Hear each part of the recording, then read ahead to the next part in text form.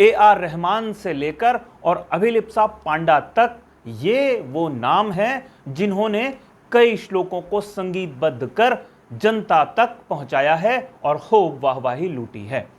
लेकिन अब वाहवाही लूटने की बारी कुछ मुस्लिम सिंगर्स की है। लेकिन जब मुस्लिम सिंगर्स हिंदू धर्म के श्लोकों का अध्ययन कर रहे हैं, हिंदू धर्म के श्लोकों को संगीतमय करके गा रहे हैं, तो विवाद पैदा हो रहा है, फतवे जारी हो रहे हैं, कहानी में कई तरीके के मोड़ आ रहे हैं। लेकिन संगीत क्या किसी धर्म, किसी जाति का ही होता है? संगीत क्या सिर्फ एक वर्ग विशेष का होता है? क्या संगीत करने के लिए मुस्लिम समाज में प्रतिबंध है? और हिंदू धर्म के लिए लिखे गए श्लोकों का अगर मुस्लिम व्यक्ति गीत गायन करके पैसा कमा रहा है, प्रसिद्धि पा रहा है, तो क्यों मुस्लिम समाज के धर्मगुरु उसका विरोध कर रहे हैं? हम आज इसी पर चर्चा कर रहे हैं और इनको हम समझेंगे उन संगीत के जरिए जो इस समय सुपरहिट चल रहा है। कहानी को हम आगे बढ़ाएं उससे पहले आप तमाम सम्मानित दर्शकों से मेरा आग्रह है, अगर आपने अभी तक हमारे इस चैनल को सब्सक्राइब नहीं किया है तो इस चैनल को सब्सक्राइब आप जरूर कर लीजिए। देश के बड़े बड़े गायक, बड़े बड़े संगीतकारों ने पिछले कुछ वर्षों में हिंदू धर्म ग्रंथों के महत्वपूर्ण श्लोकों को लयबद्ध किया है और बड़े बड़े गायकों ने जब इनको गाया है तो ये श्लोक सुपरहिट हो गए हैं। जिन लोगों को इन श्लोकों की जानकारी नहीं थी उन्हें भी इन श्लोकों की जानकारी हो गई। जिन्हें इनका मतलब नहीं मालूम था उन्हें इनका मतलब धीरे धीरे पता चलने लगा है। यानी संगीत वो विद्या है जिसके जरिए तमाम पौराणिक श्लोकों को, पौराणिक कहानियों को आम जनता को बहुत आसानी से समझाया जा चुका है। देवाधिदेव महादेव की स्तुति में कई श्लोक लिखे गए हैं। सदियों से इन श्लोकों का गायन होता रहा है, लेकिन ब्राह्मण वर्ग या कहें पुजारी वर्ग ही इन श्लोकों का आमतौर पर गायन करते थे या उच्चारण करते थे। आमतौर पर भगवान शिव की आरती के बाद इस खास तौर पर श्लोक का इस्तेमाल किया जाता था। इस श्लोक का सीधा सीधा मतलब यह है कि हे आदिदेव, हे भगवान शंकर, हम आपकी आराधना करते हैं। किसी भी देवी देवता की आरती के बाद कर्पूर गौरम करुणावतारम मंत्र बोला जाता था। इसके पीछे बहुत गहरे अर्थ छिपे हुए हैं। भगवान शिव की स्तुति शिव पार्वती के विवाह के समय विष्णु द्वारा गाया हुआ ये मंत्र है, ऐसा माना जाता है। यह भी माना जाता है कि भगवान शिव जी शमशानवासी हैं, उनका स्वरूप बहुत भयंकर है और अघोरी प्रवृत्ति वाले वो हैं। लेकिन ये स्तुति बताती है कि उनका स्वरूप बहुत ही दिव्य और सुंदर है। भगवान शिव को सृष्टि का अधिपति माना गया है। वे मृत्युलोक के देवता हैं। उन्हें पशुपतिनाथ भी कहा जाता है। पशुपति का अर्थ है संसार के जितने भी जीव हैं, उनमें मनुष्य भी शामिल हैं, उन सबके अधिपति, उन सबके मुखिया भगवान शिव ही हैं। ये स्तुति इसी कारण से गाई जाती है, जो इस समस्त संसार का अधिपति है वो हमारे मन में वास करें। शमशान के वासी हैं जो मृत्यु के भय को दूर करते हैं। ऐसे शिव जी हमारे मन में वास कर मृत्यु का भय दूर करें।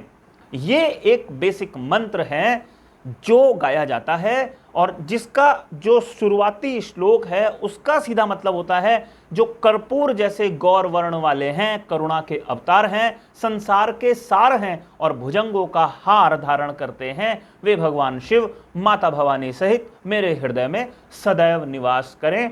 उन्हें मेरा शत शत नमन है। भगवान शिव की ये स्तुति सदियों से गाई जाती है।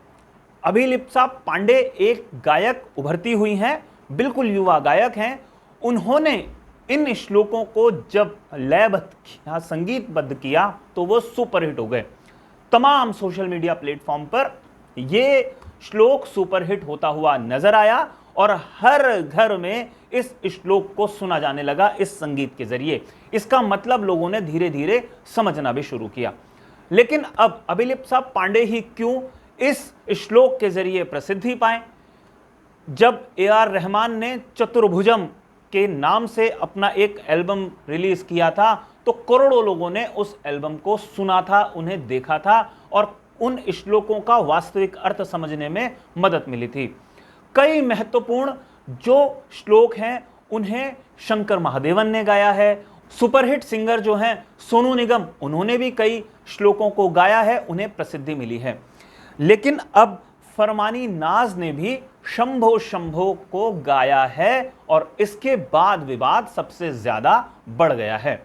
फरमानी नाज मुस्लिम समुदाय की आती हैं। मुस्लिम समुदाय में आमतौर पर गीत संगीत गायन बजायन इन सबको प्रतिबंधित कहा जाता है। लेकिन फरमानी नाज लंबे समय से पश्चिमी उत्तर प्रदेश जैसे क्षेत्र में रहकर संगीत के क्षेत्र में काम कर रही हैं। फरमानी नाज ने कई तरीके के भजन बनाए हैं और गाए भी हैं। कई जगह उनकी मंडली गीत संगीत के कार्यक्रम प्रस्तुत करती है, जिसमें भजन संध्या या भजन से संबंधित काम भी होते हैं। लेकिन इन दिनों फरमानी नाज ने भी अभिलिप्सा पांडा को कॉपी किया और जिस तरीके से, जिस धुन पर अभिलिप्सा पांडा ने शंभो शंभो गाया था, कर्पूर गौरम का जो श्लोक है उसको लयबद्ध किया था, संगीतबद्ध किया था, कुछ कुछ उसी तर्ज पर फरमानी नाज ने भी इसे गाया है और फरमानी नाज को भी खूब प्रसिद्धि मिली है। लेकिन फरमानी नाज को तो प्रसिद्धि मिली, मौलवियों को ये बात रास नहीं आई और इस तरीके की बातें उठने लगी कि जो दारुल उलूम है वहां के जो मौलवी हैं उन्होंने फतवा जारी कर दिया है। उन्होंने कहा है कि मुस्लिम समाज में वैसे तो किसी भी तरीके का गीत संगीत उत्सव प्रतिबंधित होता है और हिंदू धर्म के जो आदिदेव हैं शिव शंकर हैं उनकी स्तुति तो कतई नहीं गाई जानी चाहिए। इस पर विवाद पैदा हो गया है। चाहे वो ए.आर. रहमान हो, चाहे वो मोहम्मद रफ़ी हो और चाहे दूसरे और बड़े बड़े संगीतज्ञ हो, चाहे वो किसी भी देश में हो, चाहे वो भारत में हो या पाकिस्तान में, तमाम लोगों ने किसी न किसी रूप में श्लोकों को लयबद्ध या संगीतबद्ध किया है और उनको खूब प्रसिद्धि भी मिली है। तो फरमानी नाज को क्यों ये सब करने से रोका गया है? कांवड़ यात्रा के दौरान जो ये गीत है वो बहुत सुपरहिट हुआ। अब इस गीत की आड़ में फरमानी नाज भी अगर प्रसिद्धि पाना चाहती हैं तो आपत्ति क्या है? उन्हें हो सकता है इस शिव स्तुति का पूरा मतलब भी ना मालूम हो, लेकिन अगर उनको मतलब मालूम हो भी तो क्यों उन्हें गीत संगीत करने से, भगवान शिव की आराधना करने से रोका जा रहा है? फरमानी नाज कई तरीके के सवाल भी उठाती है कि मुस्लिम धर्म में कई तरीके की रूढ़िवादिता है, एक व्यक्ति 4-4 शादियां कर सकता है। इस तरीके के कई समस्याओं से खुद फरमानी नाज गुजरी हैं और वो कहती हैं कि उन कुरीतियों पर वार नहीं करता मुस्लिम का जो समाज है, जो रूढ़िवादी समाज है, बल्कि जो व्यक्ति आगे बढ़ रहा है, उस संगीत के जरिए वो अपना घर परिवार चलाने की कोशिश कर रहा है, उसको रोकने की कोशिश की जाती है। फरमानी नाज इंडियन आइडल में भी पार्टिसिपेट कर चुकी हैं और वहां भी उन्हें अच्छी खासी प्रसिद्धि मिली थी। इस समय उन्हें जितनी प्रसिद्धि मिली उससे ज्यादा विवादों के कारण लोग फरमानी नाज को जानने लगे हैं। अब यह देखना बहुत महत्वपूर्ण है कि आने वाले दिनों में किस तरीके का विवाद इस श्लोक पर होता है। वैसे हिंदू धर्म में तमाम लोग अच्छे संगीत का आनंद लेते हैं। श्लोक के साथ कई बार छेड़छाड़ भी होती है, उसमें कुछ वर्ड्स डाले भी जाते हैं, लेकिन इस बात से जो श्लोक है उसके मूल तत्वों में कोई भी बदलाव नहीं होता और जो गीत संगीत के जरिए श्लोक को गाता है या आम जनता तक पहुंचाता है उसकी भावना को भी देखना चाहिए कि किस भावना से उसने उस श्लोक को गाया है और कितने करोड़ों लोगों ने उसको आत्मसात किया है, उसका लाभ उठाया है। खैर, ये बात मनोरंजन और मनोरंजन के साथ साथ विवाद की थी।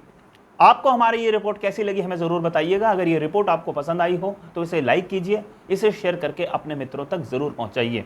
और आपने अगर हमारे इस चैनल को अभी तक सब्सक्राइब नहीं किया है तो इस चैनल को भी सब्सक्राइब आप ज़रूर कर लीजिए। नमस्कार।